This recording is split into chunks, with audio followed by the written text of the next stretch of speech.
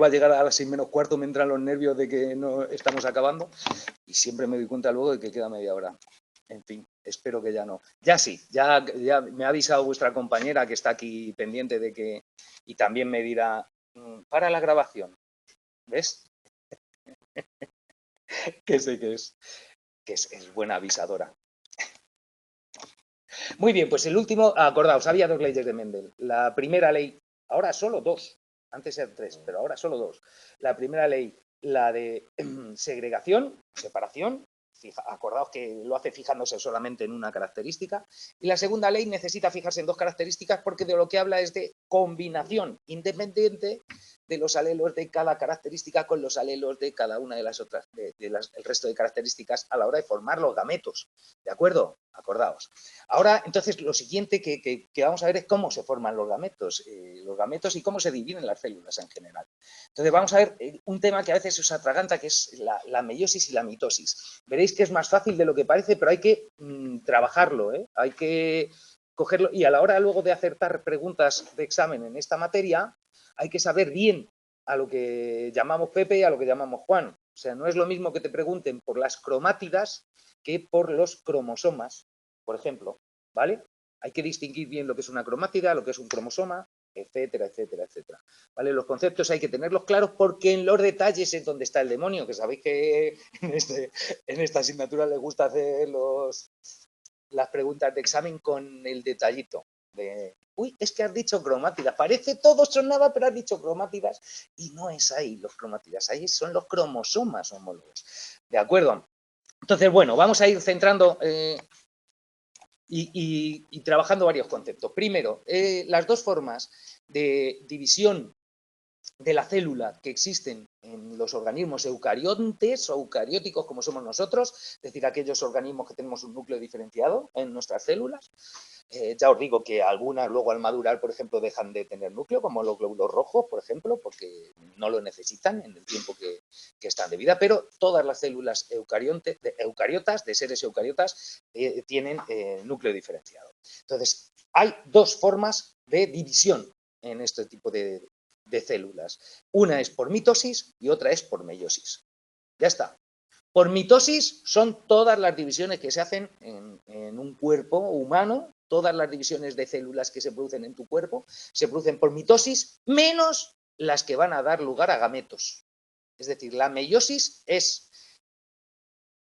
el proceso por el que se forman los gametos. ¿De acuerdo? Simplemente es eso. La meiosis es solo para hacer gametos y es especial. La mitosis, no. La mitosis es de una célula para hacer 2 células, que es lo que hace continuamente. Si tú tienes... dime. ¿Lo he dicho al revés? Mitosis para todas las divisiones celulares. Para hacer gametos, meiosis. Meio. Fíjate que dice meio. Meio. Si fueseis portugueses, veríais que es como la mitad, ¿no? Meio es la mitad. ¿Por qué? Porque la mitosis es partes de una célula madre y vas a hacer 2 células hijas. Una célula madre de un organismo eucarionte es diploide, ¿de acuerdo? Y las hijas por mitosis son diploides, es decir, de una lo que vas a hacer es 2 exactamente iguales a lo que tenías. Por ejemplo, una célula de tu piel que se va a regenerar y entonces se divide para hacer 2 células de piel. Pues para ocupar el sitio de una que se ha muerto o lo que sea, ¿de acuerdo? De una misma salen 2 y salen 2 exactamente iguales a la madre. Ya está, son así. No, a ver, el concepto madre es un concepto relativo. Pues claro, una célula de la que nacen 2 es la madre de esas 2 células. Pero se suele llamar, cuando tú hablas de células madre embrionarias, son células madre de las que pueden salir todos los tipos celulares que hay, ¿no? Entonces, a ver, lo vamos a ver, no te preocupes. Vamos a unificar esos conceptos. Un espermatozoide, un óvulo, ¿no? Se juntan, el óvulo y el espermatozoide juntan sus genes, su material genético, ¿vale? Su ADN, y entonces esa célula ya es completa, ya es diploide, porque los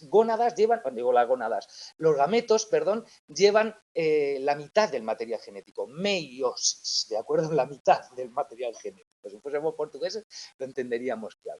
Precisamente llevan la mitad para que cuando se junten con el gameto del otro sexo den lugar a un individuo completo, con la dotación cromosómica completa, ¿de acuerdo? Entonces llevas en el ser humano la molécula de ADN se empaqueta en 23 pares de paquetes, ¿de acuerdo?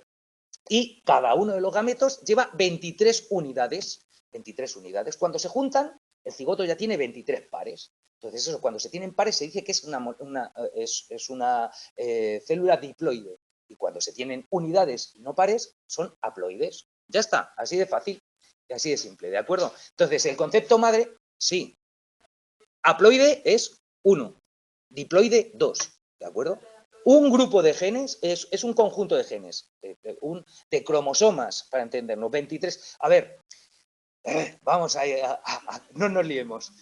Ya sabemos que la información que llevan nuestros genes, que está en la molécula de ADN, porque ya os lo he dicho yo, ¿de acuerdo? En realidad un gen es una porción de esa molécula de ADN que lleva la información de cómo se fabrica una proteína. Quedémonos con esa idea, ¿de acuerdo? Eso es un gen.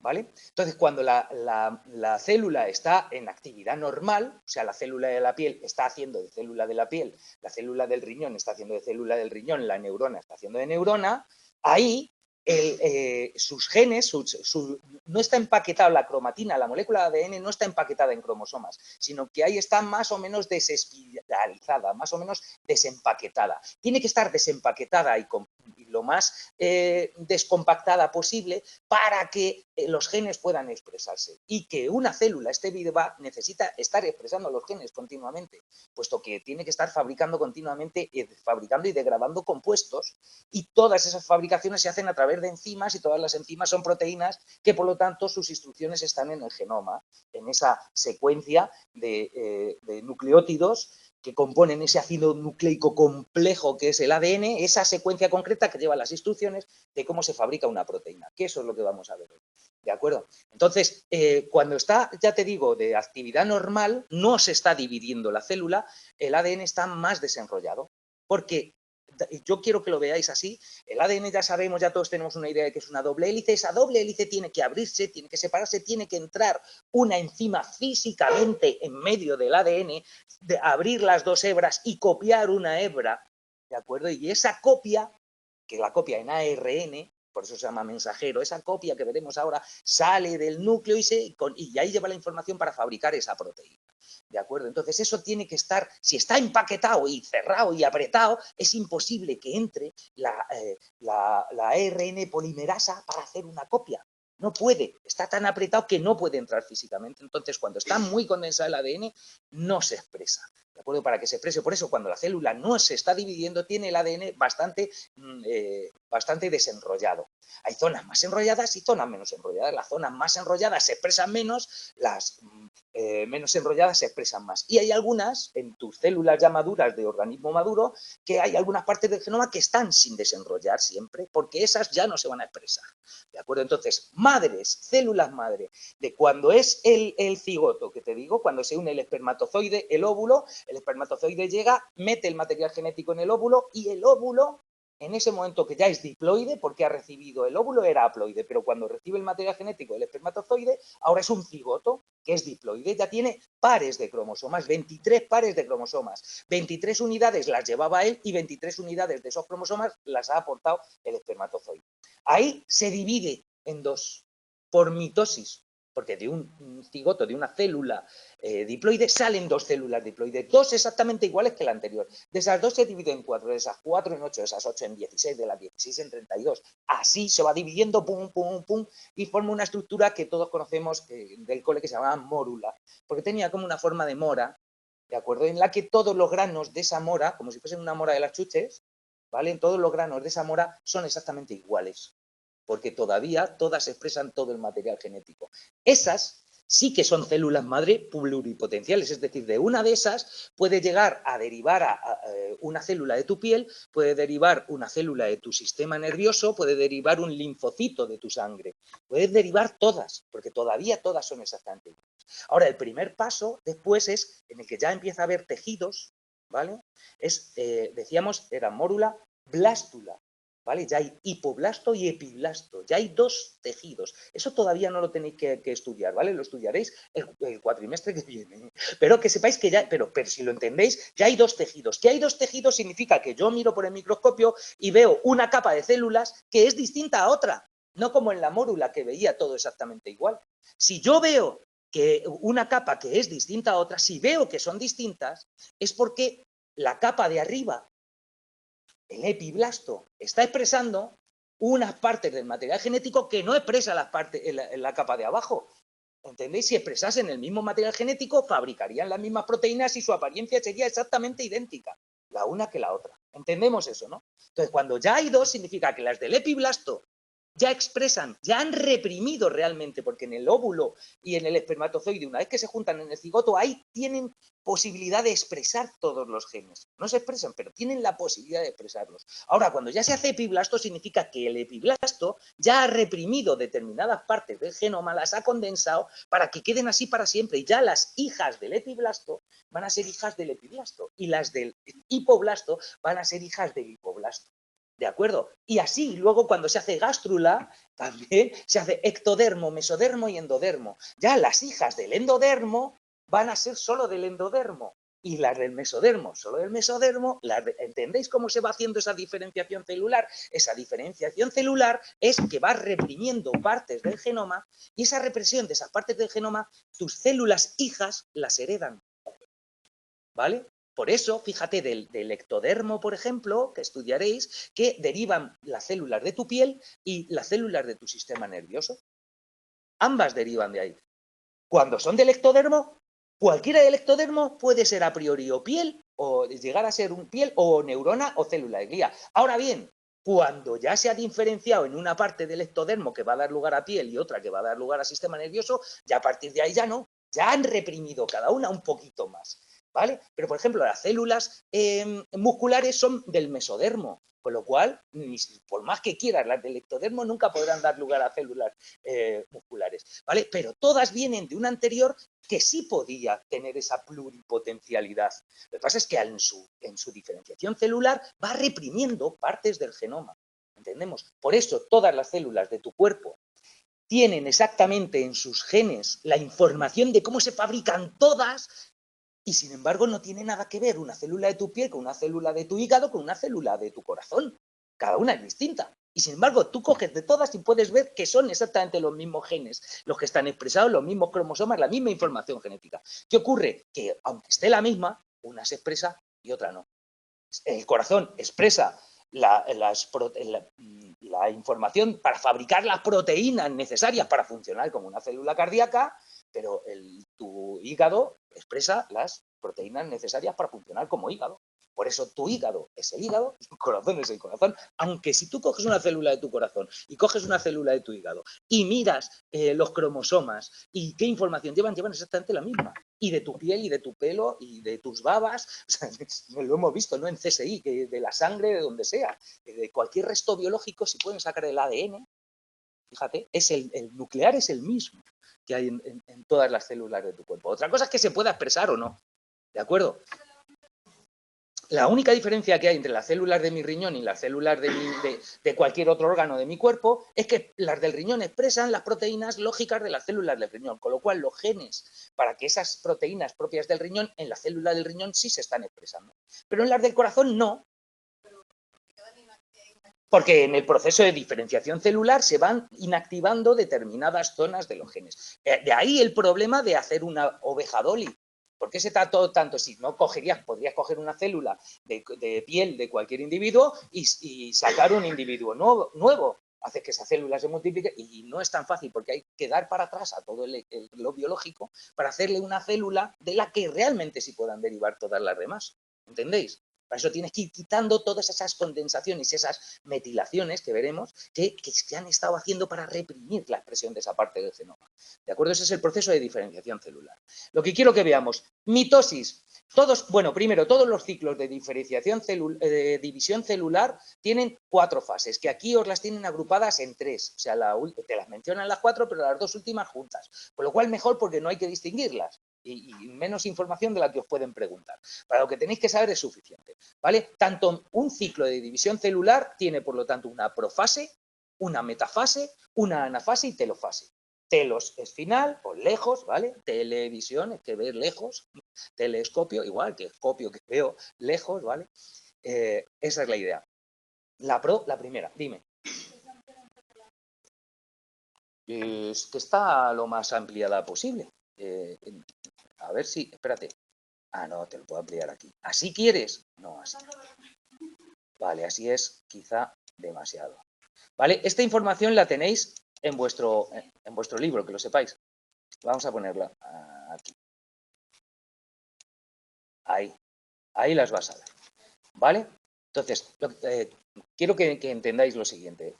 Hay, por lo tanto, profase, metafase, anafase y telofase. Esas son las 4 ciclos de división celular. Ahora bien, la mitosis solamente tiene un ciclo de división celular. La meiosis son 2 ciclos, por eso pone meiosis 1 y en la siguiente página pondrá meiosis 2. ¿De acuerdo? Pero son 2 ciclos de profase, metafase, anafase y telofase. Como aquí te juntan la anafase y telofase, ya está. Hay que entender bien cómo funciona esto. Para entender cómo se divide la célula, bueno, pues os he puesto estas imágenes de vuestro libro para que podáis estudiar sobre ellas, pero hay que entender qué es lo que vemos en estas imágenes. Primero, antes de nada, los cromosomas, cuando se empaquetan porque la célula se va a dividir, que es lo que os decía, cuando la célula está funcionando normalmente, tiene que tener el ADN desenrollado para que pueda entrar la RNA polimerasa y se puedan expresar esos genes, los genes que tenga que expresar esa célula. Ahora bien, cuando se va a dividir, se empaqueta todo, se guarda y ahí ya no se expresa nada hasta que acaba la división celular, ¿de acuerdo? Se expresa lo que se estaba expresando previamente, pero nada más, ¿de acuerdo? Porque vamos a dividir y ya está. Yo siempre digo, lo comparo con que tú vas a hacer mudanza, tú estás en casa y vas a hacer 2 casas iguales, que es lo que haces en mitosis, ¿no? En mi casa voy a hacer 2 casas iguales, pues entonces, antes de empaquetar, como voy a hacer 2 casas, antes además duplico todo lo que tengo, porque tengo una casa pero voy a hacer 2. Entonces, si yo tengo un juego de sartenes, no voy a llevarme el juego de sartén a la casa, a una de las 2 casas que voy a ir y la otra la voy a dejar sin sartenes. No, tengo que tener 2 juegos de sartenes, 2 vajillas, 2 cuberterías, 2 vasos, 2 camas en cada habitación. Todo, ¿entendéis? Primero duplico. Entonces, lo primero que hacen las células cuando van a entrar en división, cuando no está en división una célula, se dice que está en interfase. Fíjate, interfase parece que es sí, es entre fases, claro, como es, pero en interfase es lo normal, como está habitualmente. Cuando no está en interfase es cuando entra en división, que puede ser mitosis o meiosis. Como te digo, mitosis, todas las divisiones celulares, meiosis solamente para dar lugar a gónadas, para fabricar, gametos, qué manía con gónadas, se me han metido aquí las gónadas, qué obsesión. Gametos, ¿vale? Espermatozoides y óvulos, solamente para esos por meiosis. Entonces, lo primero que hay que hacer es duplicar. Entonces, para eso quiero que entendáis que en realidad los cromosomas, en realidad, se suelen dibujar como bastoncillos, ¿de acuerdo? Como bastoncillos con una estructura en el centro que se llama centrómero, bueno, en el centro no, una estructura en un estrechamiento y una estructura en la que además de ADN están las determinadas proteínas, siempre son las proteínas, las moléculas que hacen que las cosas cambien, para que ahí se engancha a las fibras del citoesqueleto y se mueve para un lado, se mueve para otro, si no pensáis que esto es aleatorio. No, todo está dirigido y todo se engancha mediante proteínas conectando con otras proteínas. ¿De acuerdo? Estas fibras que veis, estas rayas blancas que veis así como si fuese un melón la célula y ves esas rayas blancas de polo a polo, ¿no? Del melón, eso son fibras del citoesqueleto que forman esta estructura que se llama uso acromático, que es la que se va a encargar de enganchar a los cromosomas por el centrómero y moverlos para un lado o moverlos para otro en la célula. ¿De acuerdo? Esta estructura se forma cuando empieza a darse la división celular, ya sea en mitosis o en meiosis. Entonces, como os digo, lo primero es que los bastoncillos, los cromosomas, antes de la división, se han empaquetado los cromosomas y has duplicado el material genético, de manera que en realidad los cromosomas se han duplicado, has hecho una copia con una enzima que fabrica polímeros de ADN que se llama ADN polimerasa, como es lógico. ¿Os acordáis? ASA indica que es una proteína con actividad enzimática. Y ADN polimerasa, pues que haces polímeros de ADN. Entonces, copias. Bueno, la información de ADN que tiene ese cromosoma en otra copia exactamente igual. A cada copia de estos cromosomas se les llama cromátidas. ¿De acuerdo? De manera que lo que aquí veis ya son los cromosomas duplicados y unidos por el centrómero. Las cromátidas están unidas por el centrómero. Quiero que os fijéis bien en ese centrómero porque va a ser la clave que os va a distinguir un proceso del otro, ¿vale? La mitosis de la meiosis. Ese centrómero está sujetando las dos copias idénticas del cromosoma 1. Fijaos, en realidad, aquí te lo están dibujando, aquí el ejemplo que te están poniendo es como si fuese una célula que tiene dos cromosomas. El cromosoma 1, que sería porque se ordenan de más largo a más pequeño. Entonces, el cromosoma 1, la pareja de cromosomas 1 sería esta pareja, ¿lo veis? Y la de cromosomas 2 sería esta pareja de cromosomas, ¿vale? Que cada uno de ellos ha duplicado previamente la información en dos cromátidas. Por eso te lo suelen dibujar como X. Pero claro, si estas cosas no te fijas, si no eres luego de repente te empiezan a decir, ¿cómo que son? ¿Pero los cromosomas son X o son bastoncillos? Bueno, pues son bastoncillos que han duplicado. Cada copia de ese cromosoma, que son idénticas las dos, se llaman cromátidas y están unidas por el centrómero. Quedaos con esa idea. Son, por lo tanto, dos cromosomas, ¿veis? El cromosoma 1, uno de los dos colores, como lo han puesto de dos colores, para que veas que en realidad uno de esos dos vino en el óvulo y el otro, su pareja, su cromosoma homólogo, vino en el espermatozoide, ¿de acuerdo? De manera que a lo mejor me vino en el óvulo y me vino en el espermatozoide. Y antes de realizar la división celular, han duplicado cada uno su material genético poniéndose en esa forma de X, ¿de acuerdo? Eso es lo primero. Entonces, en profase se empiezan, ahí están, ahora veremos qué es lo que ocurre. En metafase, fijaos, en metafase se colocan en una estructura que se suele llamar plano ecuatorial, porque se colocan en el centro, en el lugar más alejado de cada uno de los polos de ese uso cromático, en el centro, lo que sería el ecuador, y pues se colocan todos para que luego cuando se separen hacia los extremos, pues los separemos ordenadamente y tengamos lo que tenemos que tener en cada lado. Esa es la idea, ¿no? Entonces, fijaos, se hace en metafase, simplemente, también te dicen algo que suelen preguntar estas cosas. El cromosoma en metafase es cuando está más condensado, más apretado. O sea, no se puede empaquetar más. Es el momento en el que está más empaquetado el cromosoma, por lo tanto, es imposible que se exprese nada de esos cromosomas. Es el cromosoma metafásico. Ese es el sumum de compactación del cromosoma metafásico. ¿De acuerdo? Y luego en la anafase y telofase se separa a cada lado lo que debe ir a cada lado y se produce lo que se llama la citocinesis, que se corta, cinesis es corte y cito célula o huevo, en este caso se corta en dos y da lugar a las dos células, a las dos células hijas. En este caso no se ve bien este paso de aquí a aquí. A mí me parece que yo no lo aprecio bien, no aprecio cuáles son estos del cromosoma 1 y cuál es el cromosoma 2 ahora. Lo veo ahí como muy lioso.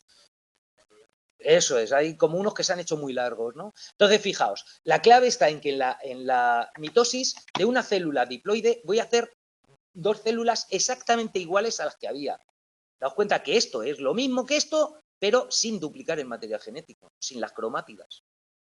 ¿De acuerdo? Pero veis que en realidad son cuatro que cuando se duplican con las cromátidas serían 4X. ¿De acuerdo? Dos, como veis, del color de uno de los progenitores y dos del color del otro de los progenitores. Lo que pasa es que aquí han puesto, de repente se les ha hecho muy largo o yo no lo distingo para que, ¿cuáles son los hijos de estos? Me parece que todos son hijos de largos, ¿no? Pero que sepáis que se hace así. Entonces, ¿qué es lo que se separa? Las cromátidas se rompen el centrómero y se separan las cromátidas en la mitosis, ¿de acuerdo?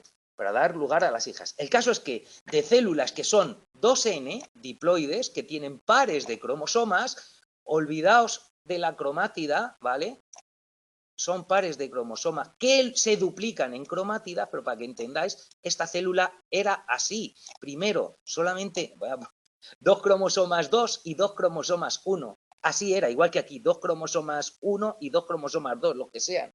¿De acuerdo? ¿Entendéis? Son de células 2N, llegan a hacerse dos hijas exactamente iguales. Son clones de la madre. Eso es lo que hace una célula de tu piel cuando tiene que hacer otra célula de tu piel. Porque si no fuese así, la célula de tu piel, que al dividirse, ¿qué haría? Una célula de la mórula que luego pasa al hipoblasto, luego, ¿la entiendes? Hasta llegar a toda... No, de una de la piel, directamente una de la piel.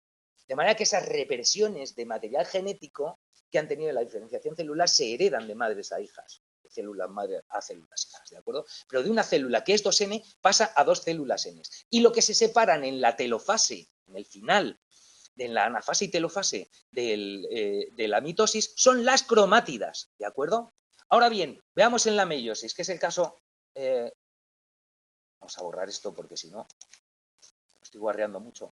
Venga, eso. En la meiosis, ¿qué es lo que ocurre? Lo mismo, es decir, al principio, bueno, ahora os contaría algo que ocurre exactamente en la meiosis, en la profase, que es clave. Pero olvidémonos de esta información que tenemos a la izquierda, ¿vale? Vamos a ver, tenemos lo mismo, tenemos en la metafase se van a colocar en la placa ecuatorial, en la anafase y telofase se van a cada lado los cromosomas homólogos, que en la metafase se alinean en la placa ecuatorial que digo, y lo que se separan son cromosomas homólogos.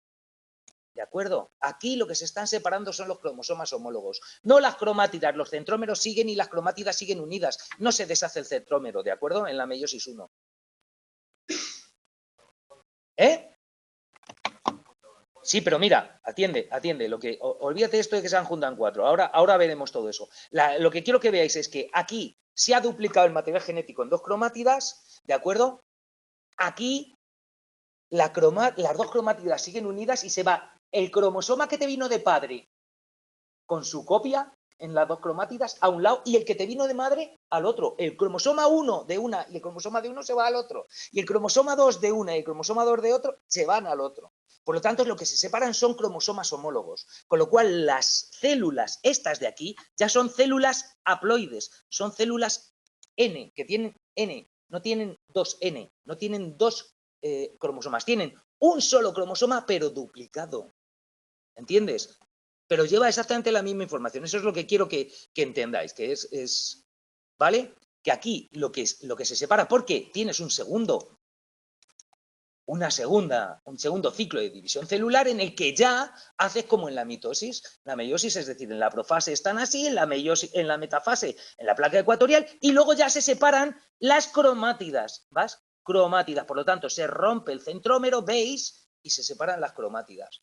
De manera que al final de la meiosis 2, el resultado son 4 gametos, 4 células nietas, son células hijas, pero al final daos cuenta que han sido 2 hijas en el primer ciclo de división celular y cada uno de ellos se divide en 2. Entonces, de la meiosis de una célula salen 4 células con la mitad de información genética, con unidades de cromosomas y no pares de cromosomas. ¿Entendemos?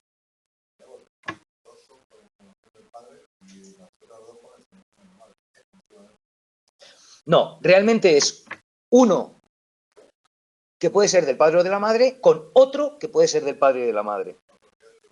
Sí, pero quiero decir que no van los 2 del padre juntos, los 3 del padre juntos. Imagínate que aquí es un ejemplo que te están poniendo 2 cromosomas, pero en realidad el ser humano tiene 23 pares de cromosomas. 23 pares de cromosomas, ¿no? Pues de esos 23, tú a lo mejor en un gameto llevas el cromosoma 1 que te vino de padre, con el cromosoma 2 que también te vino de padre, con el 3 y el 4 que te vino de madre, con el 5 de padre, el 6 de madre. Eso es aleatorio, ¿vale? Pero se va uno a cada lado. ¿Mm? ¿Mm? ¿Cromosomas homólogos? Sí. De cada uno de esos homólogos, de ese cromosoma en concreto, las otras 2 hijas tienen solo la información de ese, quiero decir. Que de cada cromosoma que se ha separado a un lado, 2 tienen la información del padre o de la madre, pero pueden ir mezclados unos u otros. Exacto, pero llevan eso. Eso es la diferencia, que aquí al final de la telofase 1 de la meiosis, lo que tenemos son 2 células que tienen información haploide, es decir, solamente llevan información de cada cromosoma de uno de los 2 progenitores, pero duplicada. ¿Vale? Pero puedes llevar del cromosoma 1 de tu padre, el cromosoma 2 de tu madre, es decir, lo que hace aquí es comprobar que ¿Dónde están las dos cromátidas unidas por el centrómero del cromosoma 1 que te vino de madre? Aquí. El de padre aquí, una para un lado, otra para otro. Aquí, estos dos, el cromosoma 2, uno para un lado y otro para otro. Eso es lo que se hace en la profase y telofase 1. ¿De acuerdo? Que es lo que... anafase y telofase 1, perdón. Que es lo que veíamos. Ahora bien, sabemos que una secuencia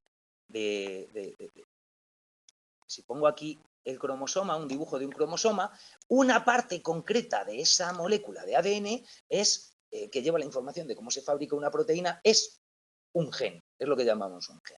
Si vemos el ejemplo de los guisantes de Mendel, aquí puede estar, en este cromosoma puede estar la información sobre el color, sobre si es amarillo o verde, ¿de acuerdo? En un cromosoma, en el homólogo, vendrá otra información dependiendo ya de las dos informaciones que tengas y si uno es dominante y otro es recesivo, pues así será lo que expreses, ¿de acuerdo? Así será el fenotipo que veamos.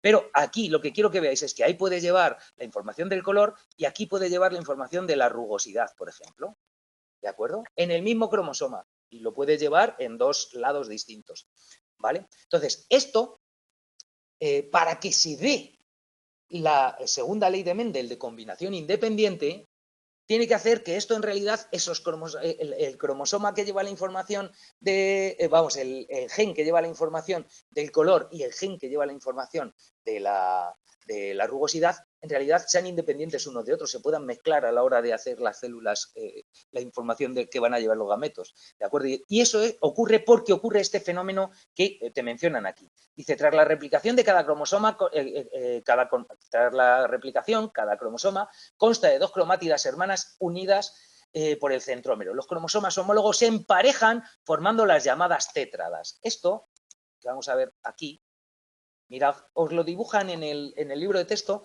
en esta imagen también está cogida de vuestro libro de texto, os lo dibujan así, pero en realidad no se juntan solamente estos dos, sino que este también se junta con este, ¿de acuerdo? Lo que pasa es que si ponen los cuadros no lo vemos, esto es para que lo veamos, ¿de acuerdo? Entonces te dicen que los cromosomas homólogos que están unidos por el centrómero en las dos cromátidas, en la profase 1 de la meiosis, se aparean con el cromosoma homólogo, con sus dos cromátidas, con sus dos copias, exactamente punto por punto. O sea, en realidad aquí se ve como que se cruzan aquí, no, en realidad se juntan todo a lo largo y el otro todo a lo largo. En cada lugar donde se produce un cruce se llama quiasma. Quiasma es cruce en griego. O sea, cuando vayáis a Grecia con el coche, atención, quiasma, es porque va a haber un cruce o algo por el estilo, ¿de acuerdo? Pero es quiasma es cruce en griego, ya lo veréis. Es más, entre otras cosas, cuando estudiéis neuroanatomía, el quiasma óptico es fundamental, ¿vale? Y lo que significa es eso, cruce, es donde cruzan las fibras. Entonces, ahí se produce el quiasma. Ese emparejamiento de las cromátidas, las dos cromátidas de un cromosoma homólogo con las dos cromátidas de su otro cromosoma homólogo, ¿vale? Ese es lo que se llama el sobrecruzamiento. Y lo que se hace después del sobrecruzamiento es la recombinación génica. Se produce un sobrecruzamiento y una recombinación génica. De manera que entre la cromátida de un cromosoma homólogo y la otra cromátida de un cromosoma homólogo que se han juntado, en los quiasmas se intercambian información y se lleva uno los genes que venían en el otro y el otro los genes que venían en uno. Eso es lo que te quieren dibujar aquí, haciéndote ver que esta parte, ¿ves?, lleva el color del que antes estaba a la derecha y esta parte lleva el color del que antes estaba a la izquierda. ¿Lo veis aquí? ¿Lo veis en el dibujo? Eso es lo que te dice que imagínate, este era el paterno, el que era este de aquí era el paterno, que lo pone aquí, y este era el materno, pues este que es el paterno se lleva unos genes del materno a cambio de los suyos del paterno, es decir, se intercambian unos con otros. Esto es lo que hace que si la información del color del guisante estaba en esta parte y la información de la rugosidad estaba en esta, se produjo una combinación independiente, porque ese intercambio es al azar. En cada profase 1, cada dos cromosomas homólogos que se juntan cada dos cromátidas de un cromosoma homólogo que se juntan, que se aparean con las otras dos cromátidas del cromosoma homólogo, la recombinación génica es aleatoria, puede ser por aquí o puede ser por otro lado, ¿de acuerdo? De manera que al final el resultado, que veis que es lo que te están dibujando aquí te están diciendo, imagínate que se han juntado estos dos cromosomas en este apareamiento, estos son dos cromátidas que se han juntado. Luego al irse por este quiasma pues, y en este otro quiasma se cruzan y se intercambian. Lo que antes estaba en este cromosoma, el A que llevaba este cromosoma sigue estando, pero el B, el C y el D se ha llevado el del otro lado. ¿Entendéis? Se intercambian unos y otros. De manera que al final lo que van a llevar en tus gametos, un gameto de tu cromosoma 1, llevará al final una copia que es una mezcla de los dos cromosomas 1 que tenía el padre, ¿de acuerdo? O la madre, depende de cuál te haya dado. Pero entendéis, cuando se forman los gametos, yo en mis gametos, para formarse el cromosoma 1 que me vino de padre en el espermatozoide y el de 1 que me vino de madre, se han juntado y se han intercambiado genes uno a otro, de manera que yo en cada uno de mis espermatozoides voy a llevar una copia única de la mezcla de genes que lleva ese cromosoma 1 que eran de mi padre y de mi madre. ¿De acuerdo?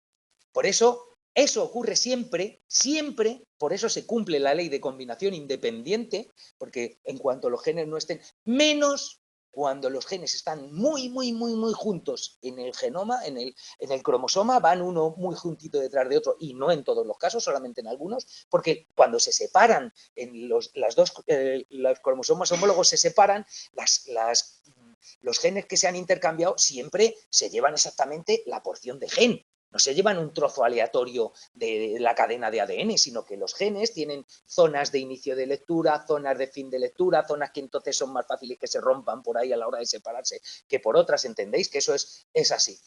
Y entonces se llevan unos independientemente de los otros, salvo algunos que están tan juntos que siempre que se lleven un gen, se lleva el otro gen también. ¿Vale? Imaginaos que este A y este B estuviesen muy ligados y de manera que cada vez que se llevasen el A, también se llevasen el B. Entonces, si esto es el color de los ojos y esto es el color de piel, por ejemplo, pues imagínate que no podría tener nadie los ojos azules si no tenía la piel blanquísima. Y sin embargo sabemos que no es así. Que hay gente con la piel negra y los ojos azules. Es que es así, ¿no? Entonces, porque se combina independientemente, imaginaos, esto es un ejemplo tonto porque el color de ojos y el color de la piel lo determinan bastantes genes, no solamente uno, ¿de acuerdo? Pero para que entendáis qué es lo que ocurre. Ahora bien, hay algunos que sí que siempre que se vaya uno, se va el otro con él. Esas excepciones se dice que esos genes están ligados, porque siempre en el intercambio de genes que se producen en la profase 1, en ese sobrecruzamiento o entrecruzamiento y la consiguiente recombinación génica, siempre que se va uno, se va también el otro. Esos genes que siempre que se va uno, se va el otro, se dice que son genes que están ligados. Esos genes que están ligados, fíjate, tienen que ir uno a continuación de otro en el genoma, tienen que estar pegados. De manera que hay mucha más probabilidad de sobrecruzamiento cuanto más lejos en el mismo cromosoma estén los genes. ¿Vale? Y más facilidad de que puedan estar ligados o más dificultades de recombinación de genes que vayan pegados el uno al otro.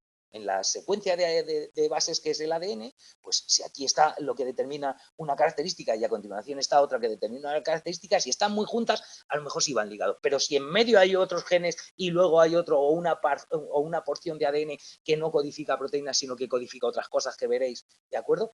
Nunca van a estar ligados. ¿De acuerdo? Entonces, entended esa idea de que, por eso quiero que lo comprendáis físicamente, que veáis el proceso de entrar y hacer la copia físicamente, de aparearse físicamente, juntarse, y que al final son procesos físicos. Cuando están cerca en el espacio, pueden ir juntos. Cuando no están cerca en el espacio, cuando la probabilidad de que este vaya con este es aleatoria. En cada uno de esos sobrecruzamientos puede darse o no darse. ¿De acuerdo? Entendemos cómo funciona. En la profase 1, eso es una pregunta típica de, mirad, es una pregunta típica de exámenes. ¿Dónde se da el sobrecruzamiento y recombinación génica? En la profase 1. ¿vale? Se emparejan formando las llamadas tétradas, que tiene lugar el entrecruzamiento. Mirad que aquí lo que te dibujan, estos se llaman tétradas. Fíjate, dos cromátidas unidas por el centrómero, que son dos copias idénticas unidas por el centrómero, se llaman también bivalentes, porque tienen dos cromátidas, ¿vale? Y cuando se juntan las cuatro, bueno, realmente se llaman bivalentes a cuando se juntan las cuatro. Se llaman bivalentes porque están los dos cromosomas homólogos, y o las cuatro cromátidas. Tetra es el prefijo griego que significa cuatro. ¿De acuerdo? Bi, porque tienes los dos cromosomas homólogos, cada uno con sus dos cromátidas, que unidas forman lo que se llama la tetra. Nos sirve más que para esto, para saber cuál es la estructura en la que se produce ese sobrecruzamiento y esa recombinación génica. ¿De acuerdo? A ver, me han preguntado por aquí, por cierto, no sé, de repente se me había quedado por arriba. ¿La mezcla es siempre igual o los gametos van haciendo combinaciones distintas en cada formación de gametos? Pues yo creo que ya te he contestado, ¿no? ¿Me tejido o no sé qué pone? ¿Tejido? Algo así.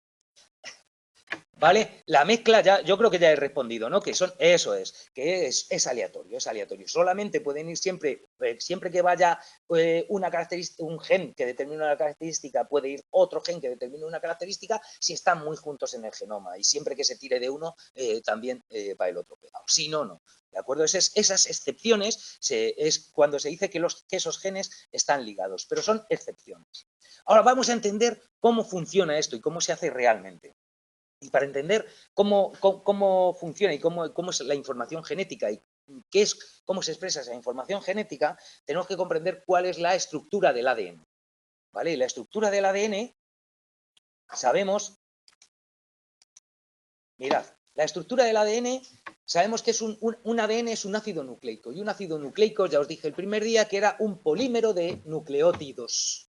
¿Vale? Un nucleótido es un grupo fosfato, ¿vale? Ácido fosfórico o fosfato. Sabéis que da lo mismo decir la terminación ico, que hace referencia al ácido fosfórico, o decir la terminación ato, que hace referencia a la sal, ¿vale? Al fosfato o ácido fosfórico. Entonces, lo veréis escrito de las dos maneras, hablando de grupo fosfato o de un ácido fosfórico. El caso es que es una molécula de ácido fosfórico, un fosfato, que es, fijaos, esto es lo que ponen aquí con P, ¿vale? Unida a un azúcar, una pentosa, mirad que tiene 5 carbonos, 5 por lo tanto, pentosa, penta es 5, y una base nitrogenada, en este caso es la timina, la que está aquí, y una base nitrogenada. Esto es un nucleótido. Los nucleótidos no tienen por qué estar formando ácidos nucleicos, o sea, también hay nucleótidos que son simples y ya tienen, por ejemplo, la molécula energética de la célula, ¿cuál es?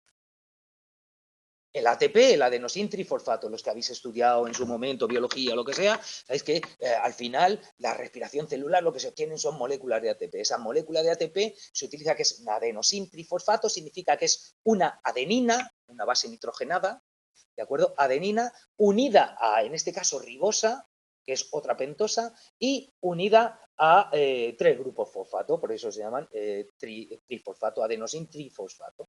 ¿De acuerdo? Cuando ese adenosintrifosfato, al pasar a adenosindifosfato, al liberarse ese grupo fosfato, se libera una energía que es la que se utiliza en muchas de las reacciones que necesita la célula.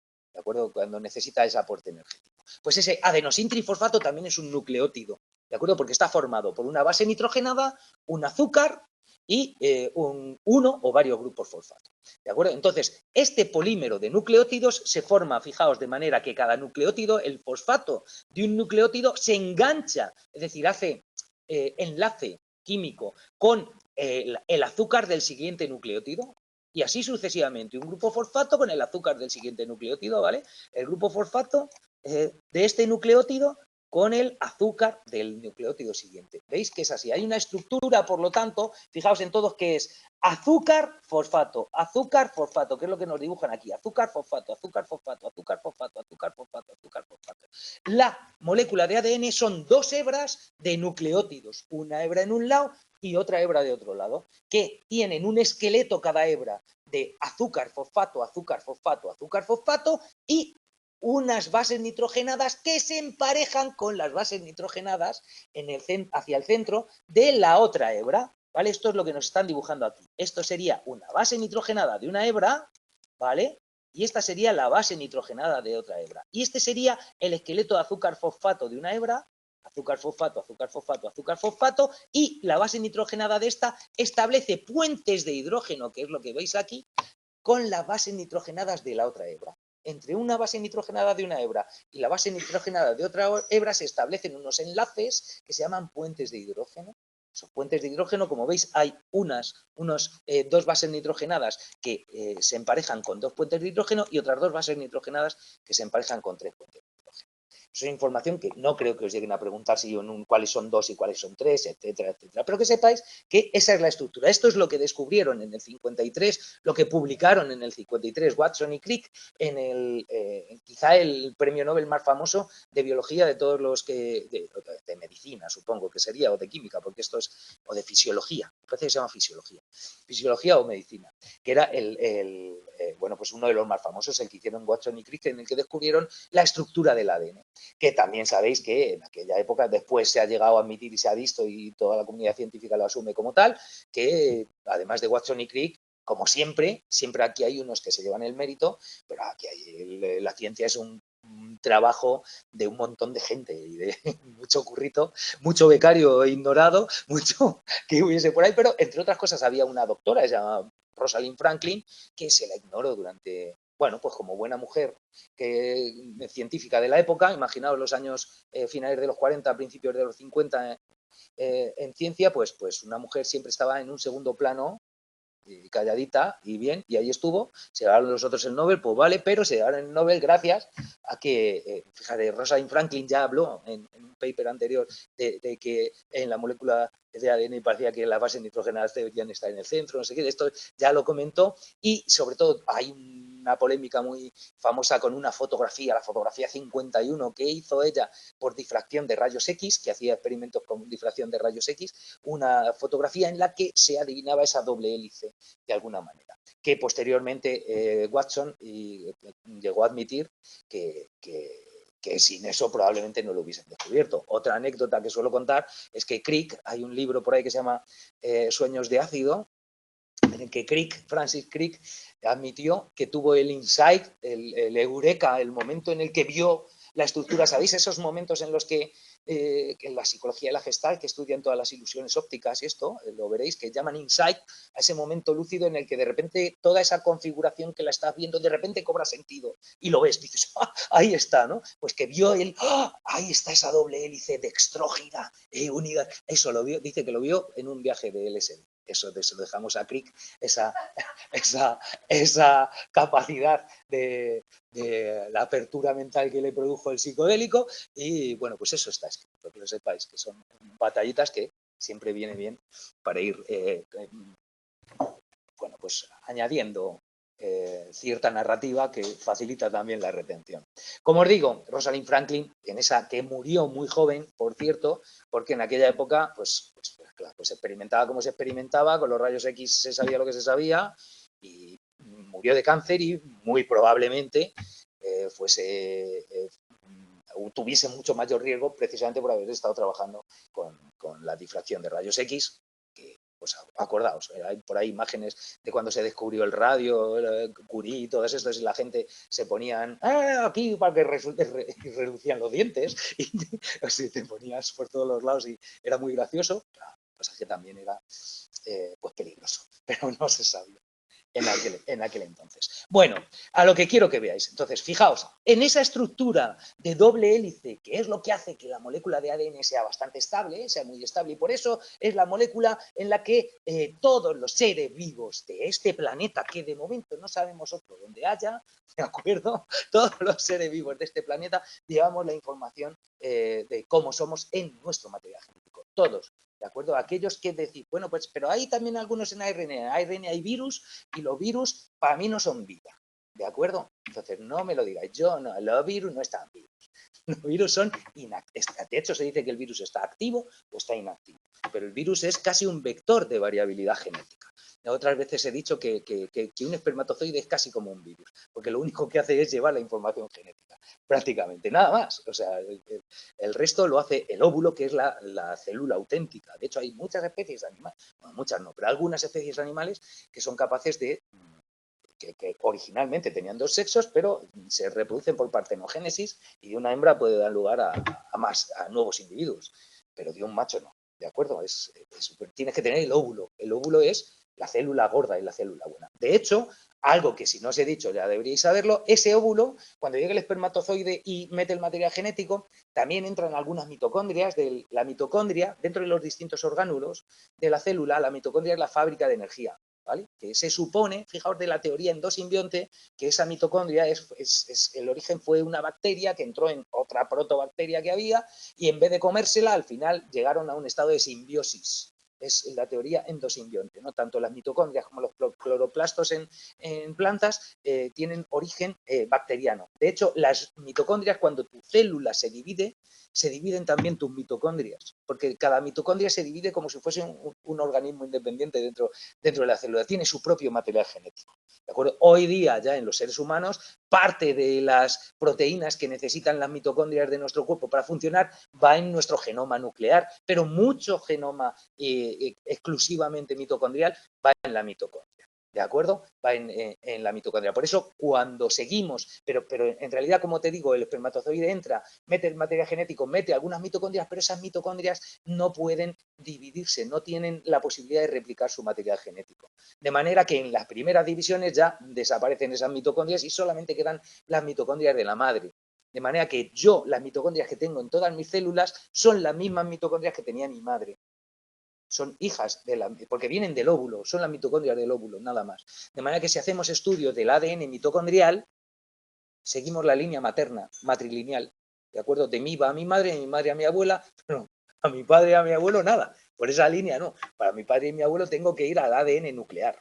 ¿De acuerdo? Entonces, en todas las células de nuestro cuerpo hay una molécula de ADN en el núcleo que luego se empaqueta en 23 pares de paquetes y está el ADN mitocondrial. Que el ADN mitocondrial además es muy parecido al ADN bacteriano, con lo cual todo cuadra para que en origen fuese una bacteria que entrase en simbiosis con otra. Esta es información que os viene bien tener. Bueno, espero que os venga bien y no os aturulle. La clave, fijaos, si está la información genética en el ADN, es la información que hace que seamos como somos, que ya sabemos que en realidad es qué proteínas tenemos que expresar, porque cambiando las proteínas cambiamos todo, ¿de acuerdo? Entonces, esa información, si cada nucleótido del ADN, de ese polímero de nucleótidos que es el ADN, tiene una base nitrogenada, una molécula de azúcar y un grupo fosfato, ¿en dónde irá la información? ¿Qué tipo de esas tres moléculas, cuál de esas tres moléculas, el azúcar, el fosfato o la base nitrogenada, son las que llevan la información genética? ¿Qué pensáis? La base nitrogenada, ¿por qué? Porque fijaos que la hebra de desoxirribosa, que es el azúcar del ADN, ¿de acuerdo? Y fosfato, desoxirribosa y fosfato, no varía, con lo cual no puede llevar información. Para que haya información tiene que haber variación.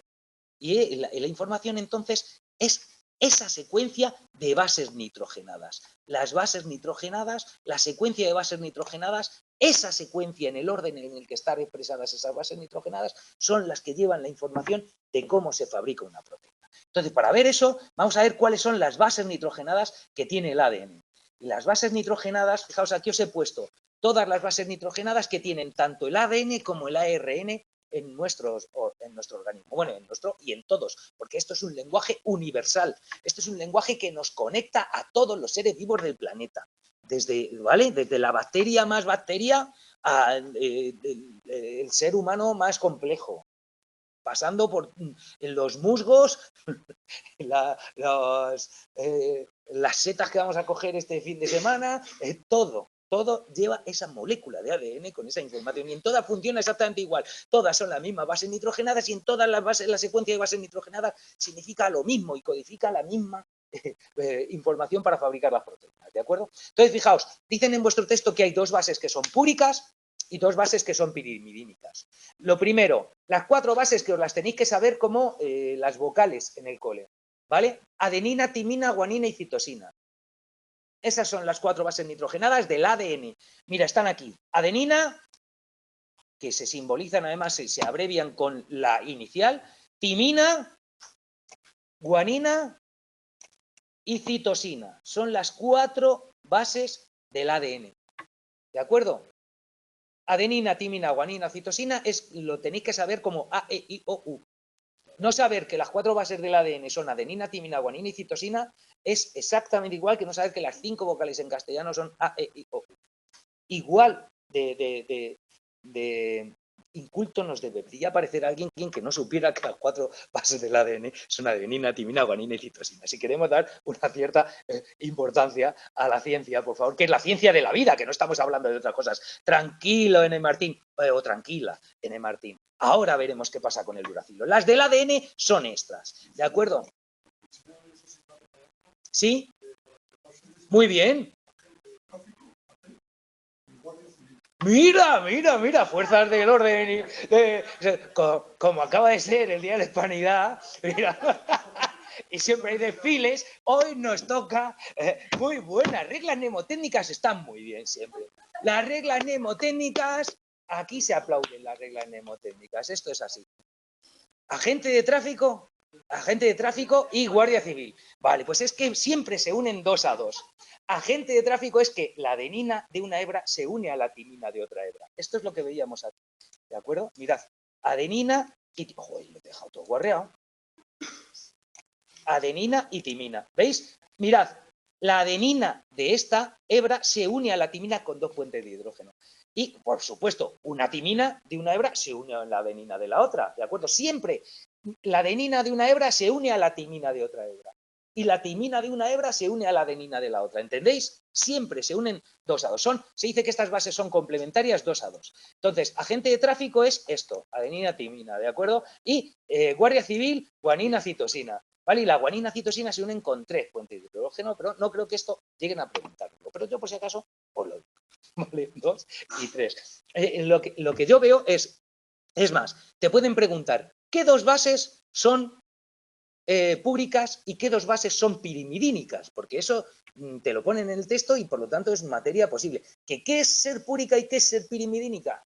Tampoco nos importa mucho, es decir, es que tienes un grupo químico determinado que te hace ser de la familia de las purinas o de las pirimidinas. Olvidémonos, como veis aquí, se ve que las pirimidínicas son solamente un anillo y las purinas son las púricas, bases púricas o las de purina son 2 anillos. A mí, para acordarme cuáles son las purinas, las bases púricas, siempre me acuerdo de los purines. Los purines, ¿qué son los purines?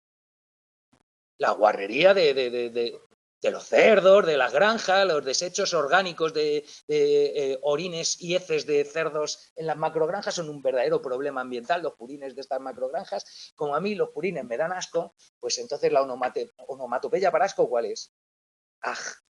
Adenina, guanina. Son las púricas, las de los purines. Adenina, guanina me dan asco. ¿De acuerdo? Y entonces ahora viene lo que decía por aquí, adenina y guanina son las bases púricas, os lo tengo aquí puesto. Bases púricas, adenina, guanina. Las pirimidínicas, pues las otras 2. Lo que decía N. Martín, mirad.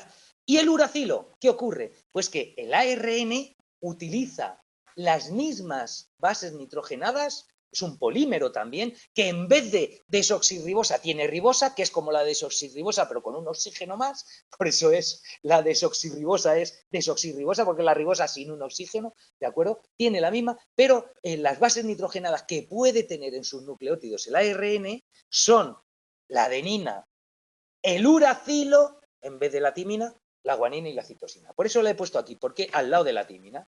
Y yo, para acordarme de cuál es a la que sustituye el uracilo en el ARN con respecto al ADN, para mí el paso de ADN a ARN es un paso doloroso. Y cuando duele, ¿cuál es la onomatopeya?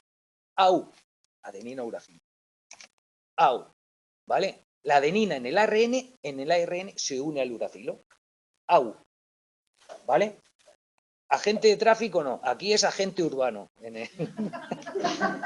Que también vale, ¿no? Agente urbano, Se suele decir guardia urbano y da lugar a confusión ya. Pero entendéis, ¿no? En este caso el ARN es agente urbano, como diría vuestro compañero.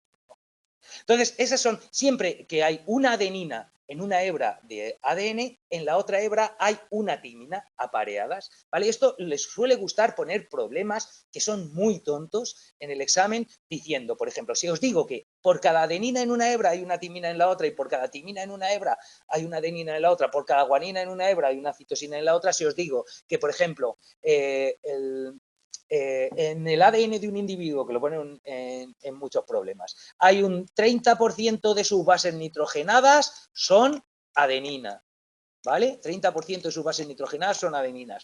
¿Cuántas bases nitrogenadas de citosina tiene en su ADN? ¿Qué porcentaje de sus bases son citosina? Ya, pero no vale decirlo al tuntún. Joder, si son las mismas. No, pero son las mismas que, si te he dicho, tiene 30% de adeninas. ¿Tiene el 30% también de qué? De timina, ¿vale? Pero ¿cuántas citosinas es lo que te he preguntado? Un 20, porque queda un 40% que se divide a partes iguales entre citosina y guanina, ¿no? Esa es la idea. Lo entendemos. ¿Vale? Mirad, a ver, vemos. Esto se soluciona rápido. Mirad, te dicen, en el ADN de un individuo hay un 30% de bases nitrogenadas que son adenina. Con lo cual sé que si por cada adenina que hay una timina, ¿vale? Sé que timinas también hay otro 30%, ¿sí o no? Con lo cual, ¿qué porcentaje de bases nitrogenadas quedan que no son ni adenina ni timina? Un 40, y se tienen que repartir a partes iguales entre citosina y guanina, porque por cada citosina hay una guanina, ¿sí o no? ¿Lo entendemos o no? Siempre, no es para pillar, es para entenderlo. La relación, pero si lo sabes ya ves que no te pillan, ¿vale? La relación entre timinas y adeninas siempre es 1 a 1 y entre guaninas y citosinas siempre es 1 a 1, es decir, por cada adenina hay una guanina y tiene que haber exactamente las mismas adeninas que guaninas para que la molécula sea estable. No vale que una hebra tenga un nucleótido más y otro un nucleótido menos. Las dos tienen que tener la misma, exactamente los mismos nucleótidos, ¿entendéis? Esto es tan tonto como eso, que te dicen, esto es tan tonto como eso, lo que estaba diciendo. A ver, espérate un momento. Bien, sí. Entonces, fijaos, una vez que os digo esto, también hay que saber que esto, en lo que nos está contando en esta imagen que os he puesto aquí, es lo que os decía de la condensación del ADN. Es decir, el ADN cuando se está expresando, está en interfase la célula, el ADN está así desespiralizado para que pueda entrar aquí directamente la RNA polimerasa y hacer una copia y fabricarse la proteína correspondiente, que ahora veremos cómo se hace. Entonces, cuando está la molécula de ADN, el interior del núcleo, se le llama también cromatina, porque se teñía de alguna manera. Entonces, la eucromatina, la cromatina auténtica, en realidad es la cromatina que puede expresarse en proteínas, porque sabemos que la información que lleva el ADN al final es de cómo se fabrican las proteínas. La eucromatina, por lo tanto, tiene que estar desenrollada y la heterocromatina es la que se empaqueta, ¿vale? Heterocromatina es la que se empaqueta. El nivel más bajo de empaquetado es cuando forman estos que se llaman nucleosomas, esa estructura. El ADN se empaqueta, cuando se empaqueta en el núcleo celular, no solamente hay ADN, está la molécula de ADN, pero esa molécula de ADN no está por ahí haciendo, sino que está enganchada a proteínas, que esas proteínas organizan el ADN. Imaginaos que, daos cuenta que el que hay en el núcleo de cada una de mis células, el ADN de mis 23 pares de cromosomas, en realidad medirá alrededor de 2 metros desenrollado en cada una de mis células. Imaginaos la condensación, el cómo se condensa y cómo puede estar ahí dada la vuelta, ¿no? A mí esto siempre que veo cómo se hace la fibra de ADN, cómo se va haciendo, cómo se va empaquetando en el cromosoma y se va condensando la cromatina, siempre recuerdo a cómo hacían los cordones nuestras abuelas, ¿no? Que cogían el hilo, lo pasaban para aquí, empezaban a retorcerlo, cuando ya se retorce, te lo paso para allá, me llevo la mitad, lo retuerzo, pues esto es igual, como veis, se va retorciendo, no se sabe muy bien cómo, pero llega a compactarse brutalmente. Cosas que os pueden preguntar ¿cuál es el nivel más básico de condensación del ADN, el más básico, el más bajo, es el del nucleosoma, en el que hay dos vueltas que son alrededor de, al final, entre 145 y 150 pares de bases, dando vueltas alrededor de unas proteínas que se llaman histonas. Porque las proteínas que están con el ADN, que se llaman histonas, son las que se encargan de que el ADN no esté desenrolle, no esté por ahí hecho un lío. Imaginaos si tenéis la caja de los hilos que había en todas las casas antes. Ahora ya no sé cómo funciona esto, pero yo recuerdo eso, a mi madre, mis abuelas tenían esa casa, todavía hay, la caja de los hilos, ¿no? Que se decía que eran las bobinas con el hilo. Imaginaos que tenemos todos los hilos sin bobina, no habría quien pudiese utilizarlo. Pues esto es igual. Yo siempre digo que el ADN, las histonas son las bobinas en las que se enrolla el ADN. El ADN es el hilo, que es el que lleva la información y que al final voy a utilizar para coser, pero la bobina es fundamental para que yo pueda utilizar el hilo. Si no, el hilo estaría enredado por 50 sitios. Entonces, las histonas son aquellas proteínas que están en el núcleo organizando el ADN.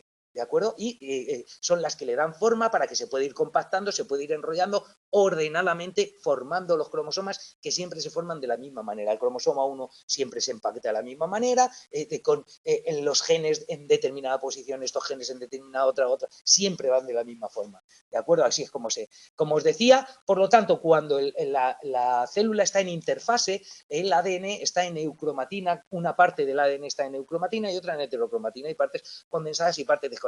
Pero para que se esté expresando la información de los genes que lleva esa secuencia de ADN, tiene que estar desenrollada. Si no se desenrolla, no puede entrar la ARN polimerasa y hacer la copia. El nucleosoma es la unidad básica que queda, ya os digo, como si fuese una fibra, como si fuese dicen un rosario, porque como tenemos una educación judio-cristiana, ¿no?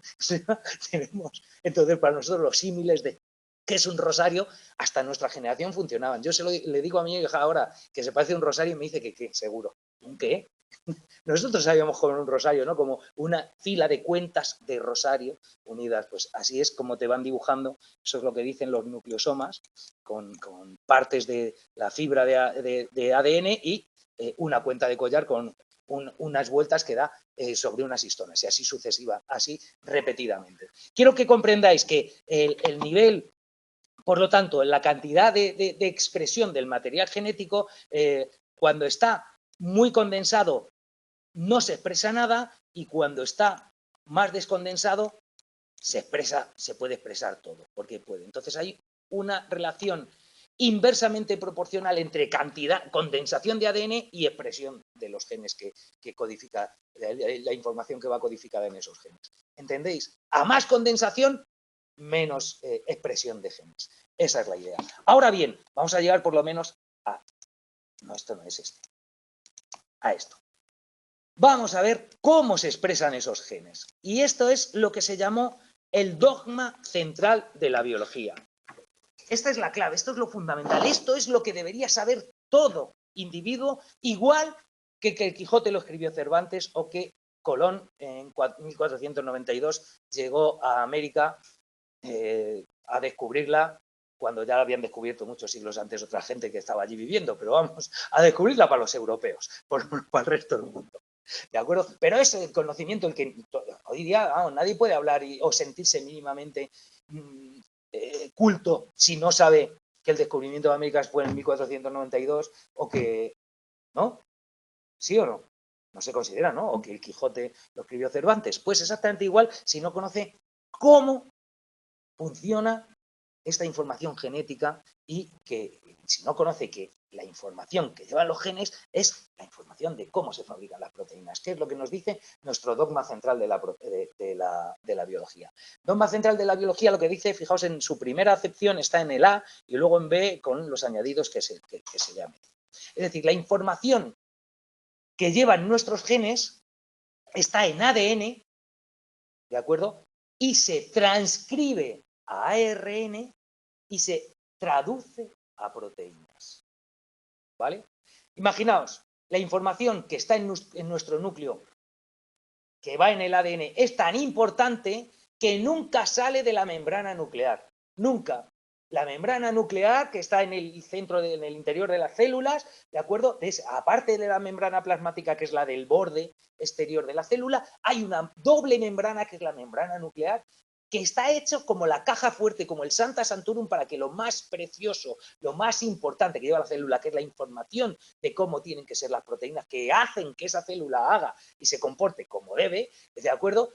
Está en esa caja fuerte que es la membrana nuclear. Ahí dentro nunca sale de esa caja fuerte, de ese Santa Santorum. Yo digo que siempre hago el símil de la Biblioteca Nacional, ¿vale? Si tú vas a la Biblioteca Nacional y quieres, hay un incunable, un libro de antes de que se inventase la imprenta, pues evidentemente tú no puedes llegar y decir, déjame el incunable que me lo llevo este fin de semana para leer, que me voy a una casa rural, ¿vale? Déjame el códice calistino, que me apetece, me siento culto este fin de semana, dicen, sí, hombre, te lo vas a llevar. No, ahí no te lo llevas. Si acaso tú entras, te van a poner mascarilla, guantes de algodón, va a haber un funcionario que tenga el libro en un cojín, lo moverá con sus guantes y si acaso harás una foto con el móvil sin flash, no vaya a ser que tal, y eso es lo que te llevas, ¿vale? Te llevas la copia, te llevas una copia, no te llevas el original no va a salir del centrito, del sitio especial, de la cámara acorazada de la Biblioteca Nacional, no va a salir el incunable, ¿de acuerdo? Va a salir la copia, tú con eso ya trabajas este fin de semana y haces lo que quieras, pero te llevas la copia, exactamente igual con nuestros genes. La molécula de ADN no va a salir del núcleo celular, entonces entrará, lo que se hará será una copia. ¿Y cuál es la copia? La copia se hace en ARN, por eso se transcribe a ARN. Y se dice se transcribe porque se pasa de un medio a otro medio. El ADN es un medio y el ARN es otro medio. Es como si cuando escucháis en el telediario que dicen, o en el periódico, leéis la transcripción de las escuchas del comisario Villarejo, que es algo de plena actualidad siempre, desde hace unos años, ¿no? Te dicen eso, ¿por qué es la transcripción? Porque las escuchas están en medio audio y se transcribe a papel. Se transcribe, significa que cambias el medio en el que se está expresando, ¿de acuerdo? Entonces, la información viene en ADN, se transcribe a ARN, que el ARN que lleva la información correspondiente a cómo se fabrica una proteína, es el ARN mensajero. Fíjate que lleva el mensaje, es lógico, ¿no? Y al final cobra sentido cuando se traduce. ¿Y en qué se traduce? En una proteína. ¿De acuerdo? Eso es. Hoy día sabemos que esta línea no solamente va hacia acá, sino que también, además, el ADN, además de transcribirse a ARN, puede replicarse. Evidentemente, para dividirse, antes se replica, ¿no? Entonces hay una ADN polimerasa que es capaz de hacer copias, polímeros de ADN a partir de ADN. ¿De acuerdo? Y también sabemos que también hay una posible transcripción inversa de información que hay a ARN, se puede pasar a ADN. Hoy día sabemos que existe esto, también la transcripción inversa. La transcripción normal es de ADN a ARN, pero también hay posibilidad de hacer una transcripción inversa. Para eso existe una transcriptasa invertasa que pasa de ARN a ADN. Fijaos, todas, por ejemplo, cuando se hacían las PCRs del COVID, se utilizaba esto, porque la PCR significa Polymerase Chain Reaction, que significa reacción en cadena de la polimerasa de ADN polimerasa, es decir, que es un aparato que ocupa esto, la PCR es un aparato, en realidad se llama termociclador, ¿vale? En el que puedes hacer se dedica a calentar y enfriar, ciclos de calentar y enfriar muy rápidos, ¿vale? En pocillos así pequeñitos, que tú metes las muestras así, en esos pocillos pequeñitos, y lo que hace en cada ciclo de calentar y enfriar es hace una réplica de material genético con la ADN polimerasa. Tienes una ADN polimerasa que duplica el ADN que hay anteriormente y lo duplica y lo duplica y lo duplica, de manera que obtienes, multiplica muchas veces lo que hay para poder dar señal, porque si no, no podría verse. Por eso era tan sensible la PCR. Pero recordad que la información, el coronavirus es un virus que lleva el material genético que lleva el virus. Un virus no es nada más que una molécula de ácido nucleico, ya sea ADN o ARN, ¿de acuerdo? Y una cubierta proteica, una cubierta de proteína en la que protege ese ácido nucleico. Algunos, como el coronavirus, además lleva membrana plasmática por fuera que la coge de la célula que infectó. O sea, se lleva, al romper la membrana de esa célula, se lleva esa membrana plasmática. Como lleva membrana plasmática, que es fundamentalmente lipídica, base lipídica, por eso se quitaba bien con jabón, porque el jabón destroza las membranas plasmáticas y por eso inactivabas fácilmente el coronavirus lavándote con jabón. Esa es la idea. Entonces, fijaos, el coronavirus lleva la información, era en ARN. Entonces tú cogías la muestra de la persona que sea, de la turunda esa que te metían por la nariz, cogías eso, lo diluías con un líquido, y de ahí, por centrifugación, cogías luego solamente una fracción que es donde se queda el ARN. Y esa fracción de ARN la ponías en el termociclado y hacías un ciclo de transcripción inversa con una transcriptasa inversa. Con una transcriptasa inversa lo pasabas a ADN y ya el ADN multiplicabas. Pero se hacía una transcripción inversa. Es decir, hoy día se sabe que es así. Sí.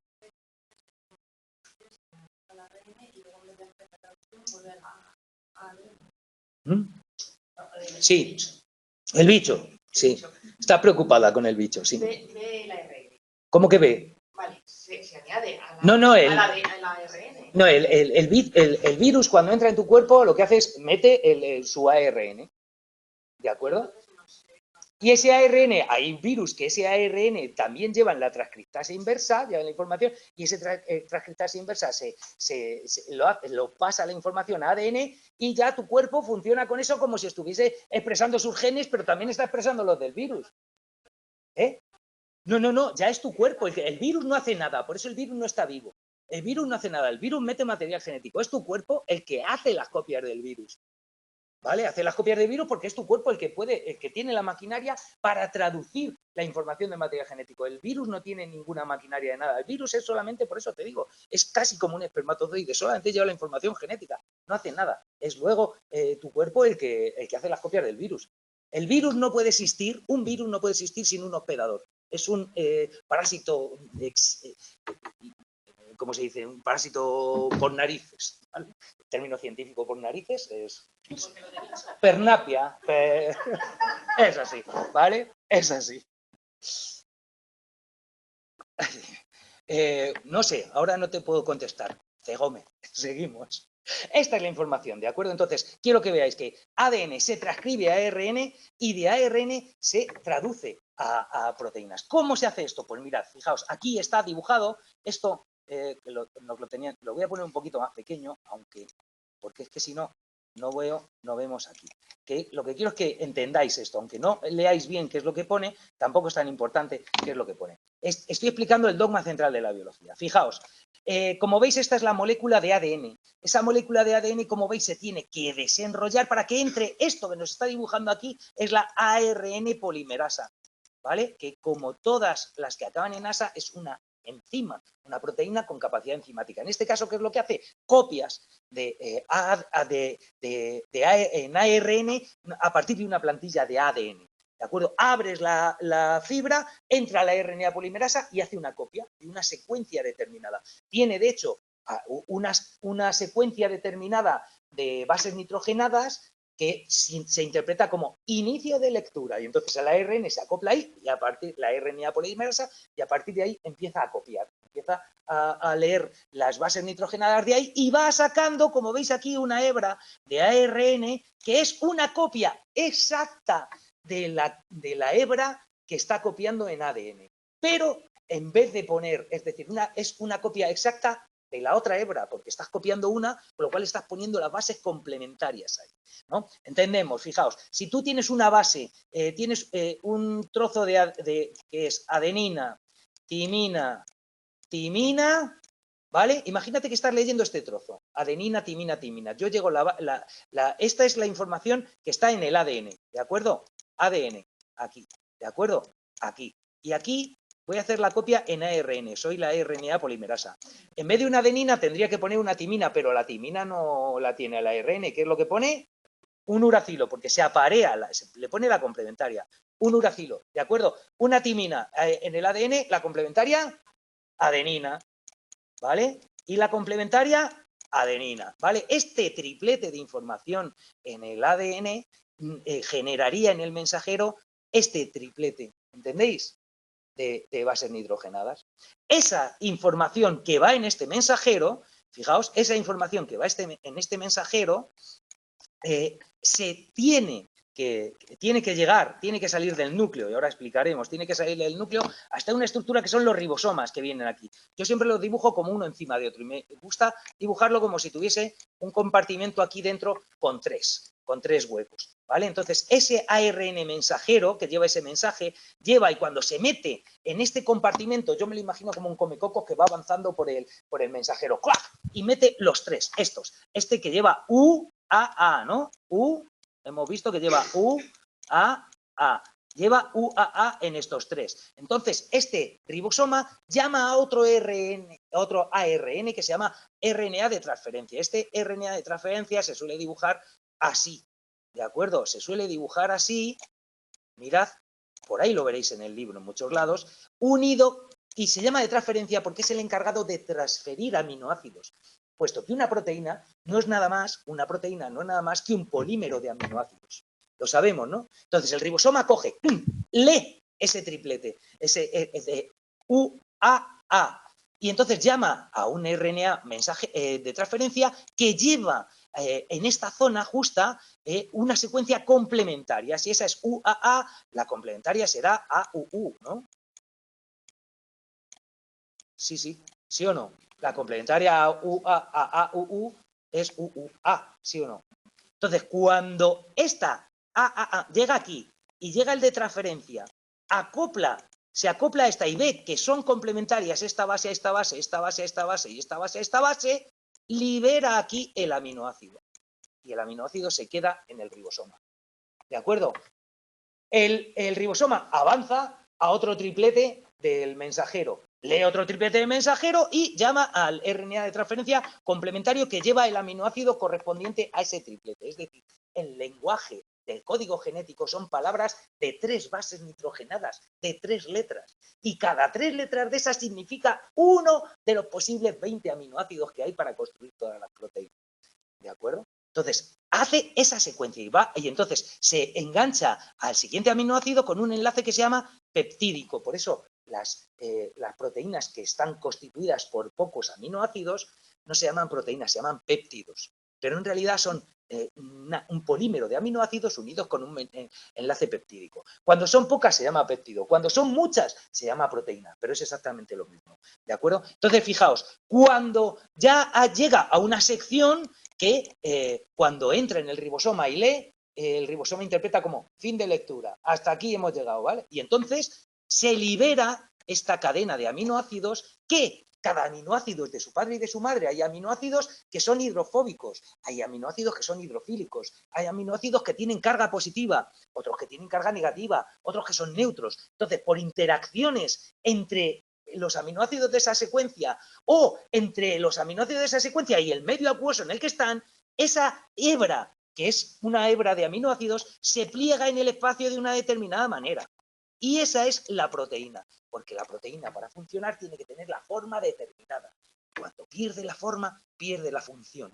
¿Entendéis? Porque imagínate que esta proteína es la alcohol deshidrogenasa. Pues la alcohol deshidrogenasa a lo mejor tiene que tener en esta zona concreta un aminoácido de lisina y uno de fenilalanina, imagínate, para que se enganchen con el etanol. Y si no, el etanol no se engancha y no puede metabolizarlo. Y tienen que estar aquí. Si en vez de estar aquí, están aquí dentro, nunca va a poder funcionar bien esa alcohol deshidrogenasa, ¿entendéis? Tiene que tener la forma que tiene que tener para tener la función que tiene que tener. La proteína es importante. Por eso cuando os dicen, se han desnaturalizado las proteínas o no los calienten más de 70 grados que se desnaturaliza la proteína, es que la proteína pierde su forma en el espacio. Y al perder su forma en el espacio ya deja de ser útil, ya deja de ser una proteína funcional. ¿Entendéis? Esa es la clave. Entonces, fijaos, ya sabemos que la información va en tripletes de ADN, la información de a qué aminoácido corresponde, de acuerdo, en ese polímero de aminoácido, a la complementaria, a la secuencia complementaria en un ARN mensajero complementaria de un triplete, se le llama codón, y a la secuencia del RNA de transferencia, que es complementaria al codón, se le llama anticodón.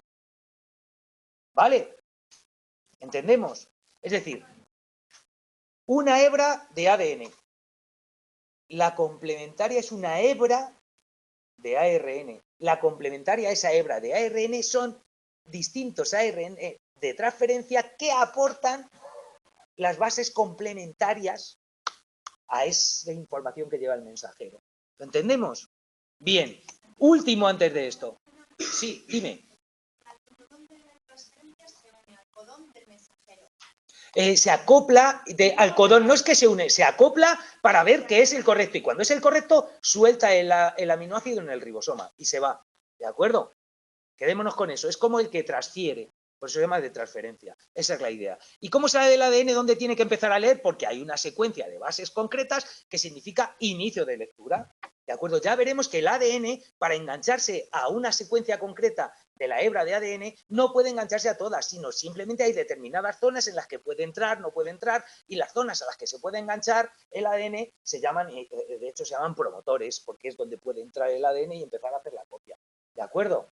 Se llama, ya lo veremos el próximo día, porque hoy ya es demasiada información. Una información más os doy, que es la que viene aquí.